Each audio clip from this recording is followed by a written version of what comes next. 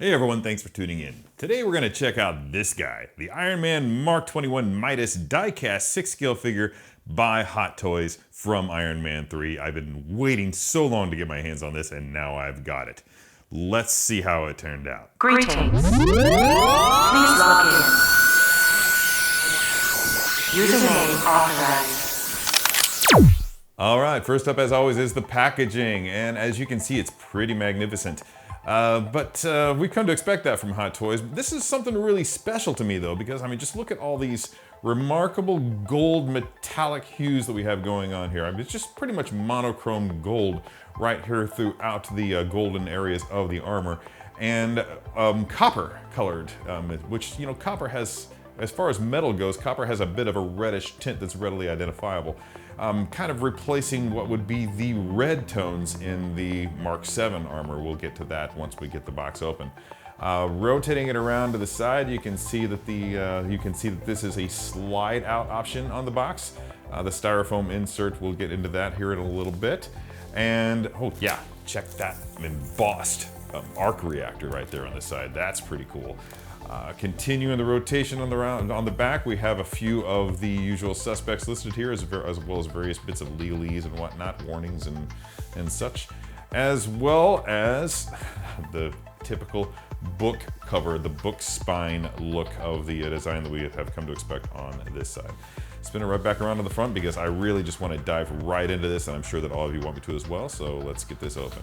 Okay everyone, Mark 21 Midas in his box, and wow, first impressions are this thing is amazing. Most notably the paint apps on it. There's been a lot of talk about how good it looks. I've seen the photography on the Hot Toys website and whatnot, on Sideshow's website, and I thought it was first rate, but nothing can prepare you for how this thing looks in person.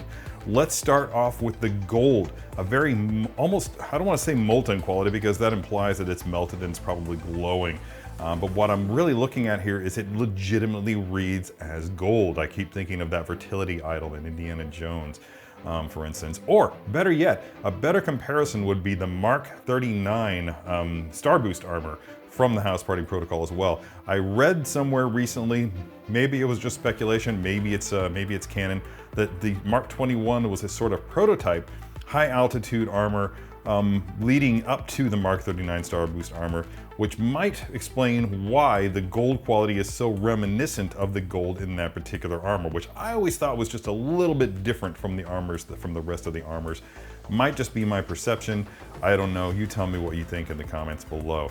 But gorgeous, gorgeous gold that lives up to the armor's name. Moving beyond that, typical red and gold color palette that we get with Iron Man, instead of red, we're getting copper. Another precious metal that these days is getting pretty valuable in its own right, and the way that it's reproduced on this figure is just stunning. I'm looking at some very reflective, very shiny metallic components going on right here. I haven't really had hands on this figure enough to know if these are actually die-cast components. If so, that might explain why we get such a great reproduction of actual copper in this part of the figure. I don't know. I'll look at it closer and we'll talk about it later when I actually get it on the table. Now, moving over here into the accessory tray. I'm looking at a flight stand here in a different shape of stand than I've ever seen in any of my Hot Toys die-cast Iron Man figures. They've chosen to go with this square base that has these lights that light it up from below. I think this is a first, but I know that I've seen this in other figures, like Terminator figures in the past. So this is kind of cool. I think that they're just really trying to get you to accentuate the paint apps because they just did such a remarkable job, and I'm sure that they know it. They have to be very proud of it. Kudos to you again and again for those paint apps, Hot Toys. In addition to this gorgeous stand, you also have some switch out components of various exposed armaments, rockets mostly. I think rockets there, rockets here, rocket pods on the shoulders. I think the first time we saw those was probably in Avengers. Later on in the show, I'm going to break out a Mark 7 because structurally the Mark 21 is identical to the Mark 7, and I kind of want to see if the red portions, the red segments on the Mark 7 armor are identical to the copper portions on the Mark 21 armor. I think that they are, but I really couldn't say. My memory's not what it used to be. Anyway, enough about my memory. Let's get this figure on the table. I want to see what it'll do for me. Okay, dudes, here it is, the Iron Man Mark 21 Midas out of his box. And the first thing I've got to point out is that, man, I could not have been more wrong. There are more than just the two tones of copper and gold. There are legitimately two tones of gold in this particular armor, or should I say two finishes. The finish might be what kind of differentiates itself. The shinier elements are limited exclusively to the breastplate and to the top of the vambraces here. Yeah, just spinning around here, I don't see anywhere else. Everywhere else just seems to be that muted matte gold finish that kind of reminds me of a classic gold bar look. But what we're looking at here is the shine on this is what reminds me of the fertility idol from Indiana Jones and the Raiders of the Lost Ark. Please, please don't flame me, Indiana Jones fans, for not using the classic, for adding Indiana Jones to the front of that film. I know that was a faux pas. I'd take it back if I could. In fact, I could edit it out, but I'm not going to. Anyway, wrong franchise. Let's talk about this. I mean, damn. I could not have been more accurate in my assessment of this just being so glorious. Once I get it out of here and actually get it in front of lights, I've got white panels all around me right now, or at least as many as I can get, just to show you guys just how much of a great sheen that we have going on with this armor. And as promised, I'm gonna go ahead and bring my Mark 7 into play here, just to do a quick comparison and contrast of the two armors together. As you can see here, they are exactly identical. There is no difference between the Mark 7 and the Mark 21 in terms of structure, only in paint. My original thought that the gold and the copper would basically be gold and red equivalents was way the hell off base, as you can see here. The Mark 7 armor is mostly red. I've looked at so many Iron Man armors over the course of the years that I guess that eventually they wind up just kind of blending together in my head. But now that I've got it out of here and I'm looking at it, there's legitimately no similarity between these two armors at all. Yeah, like this bit right here and this bit right here, copper to gold, red to copper. It's very, you will not find pretty much anything except for, like, even the faceplate is different. Even the faceplate takes on the copper tone in defiance of the well, now more than 10-year-old tradition of having a gold faceplate on Iron Man's armor. I really, really dig it. So, yeah, I'm just gonna go ahead and move Mark 7 out of here. If you guys do not have this Mark 7 armor, by the way, you should really think about getting it. I don't know why I put off removing it from the box for so long. I mean, this is legitimately the first time I'm looking at the Mark 7. And I can see now why so many people seem to think that this is the armor to own. If you're gonna have one Iron Man armor in your collection, I think that this might feasibly be the one. Yeah, it's just such a glorious moment when it comes into play in the Avengers that yeah, this is gonna go in my DTOF in very short order. In fact, I'm just gonna walk away right now and make that happen. Okay, I'm back, and now what I'm gonna do is just try to hit a really cool pose with this, with the Mark 21. Since we have this really rockin' flight stand, I think I'm gonna implement that in my initial pose. I'm gonna bring that up into my work area here. Actually, just move it back for now, because at first, I'm gonna just yank this leg down, because that's how you get more play in it. So I'm just gonna get this leg up really far. And notice the double jointed nature of those legs. Look how much bend you get out of that. That is so cool. Yeah. And I think I'm just gonna have him like looking up. Yeah. In addition though, I think I'm gonna implement some extra accessories. I'm gonna lift these flaps up just to keep them from colliding with anything as I play with them. Wow, look at how much look at the play you get in them. There's helpful letters on the inside of these components. This one saying R, so it goes on the other side. I was trying to put it on the wrong side. Oh wait, no I wasn't. Yeah, that's accurate. And there are two keyholes. So the trick is actually finding them because they're hard to spot. There we go. All right. Yeah, just look at how slick those rocket pods look. Yeah. So he's about to unleash hell on something. So let's go ahead, like we're gonna launch him. Like not necessarily into space, but he's definitely gonna be going up in this pose. So let's bring that leg back and bring that toe down and point it.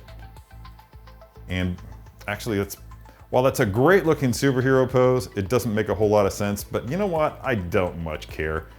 We're just going for something really ridiculously awesome here. Or I hope it's awesome. I'll let you guys be the judge of that. You tell me if you think it's awesome. All right, so first decision.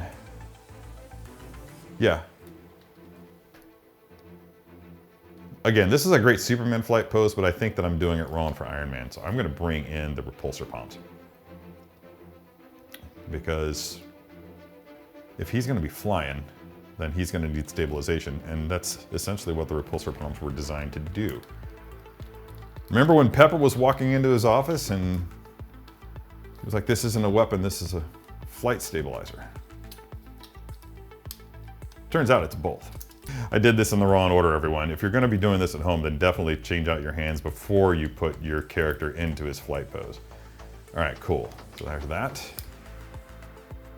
And I want to get those shoulders right. Let's get these palms looking awesome as well. All right. So let's see if I can make this work. There's a, let's see. I'm gonna drop these plates down so that they are as seamless as possible, or as feasible. So this is a pretty extreme posture, but I think it's gonna work. Yeah, look at that. Look at that.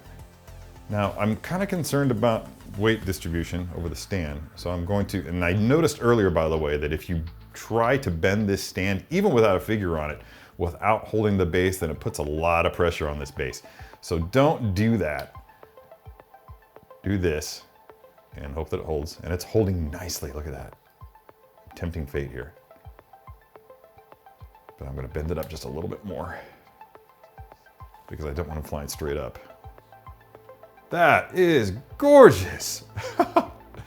Oh my God, it looks so cool. Now, the real fun is gonna be when I actually get the lights on it, because I think it's really gonna pop, especially with the repulsor palms on him like this. But just look at that. And I've got the flaps up. Are there more flaps? I think there are more flaps. Yeah, like there's an exhaust vent right here that you can fold out. Oh my God. I knew I was gonna love this armor. I really just knew it. And I'm gonna, okay. Again, I mentioned earlier how this is a great Superman pose, but look what I'm doing here. See how I've got that boot pointed like that? That's how you do it with a classic flying superhero that wasn't reliant on thrusters in his boots. But for the realism of it, for the sake of realism, I'm gonna go ahead and tilt that boot down so he actually gets the thrust directed in the thrust oriented in the direction that it needs to go. Now, just trying to decide.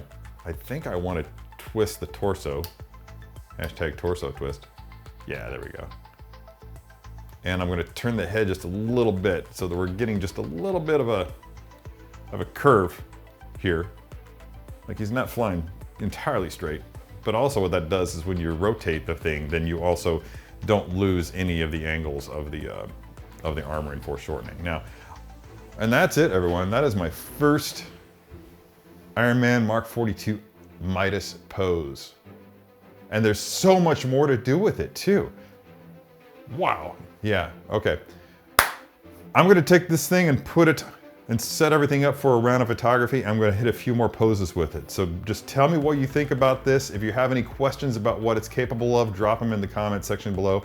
I will be monitoring this video on the Sideshow channel for the 2 weeks before it drops on my own channel.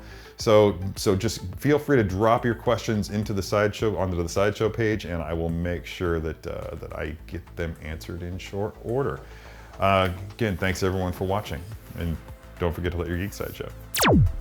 I think it was one of Tony Stark's girlfriends who, very early in his Iron Man career, recommended that he paint the Mark I armor gold, or that Iron Man should paint the Mark I armor gold, rather, to make him appear less menacing. Making him the Golden Avenger, in fact. That's how he got his nickname. And this is, I think, the finest homage that you can give to that early Iron Man look from way back in the 1960s. Additionally, it also occurred to me that this is essentially the way that the Mark III looked when Jarvis first presented it to Tony back in the first Iron Man film, to which Tony responded famously, "A little ostentatious, don't you think?" In closing, this isn't the first time that Hot Toys has chosen an Iron Man armor to show off their production painting chops, and I doubt it's the last. But if it is, you can safely say that this is really quite the crowning achievement.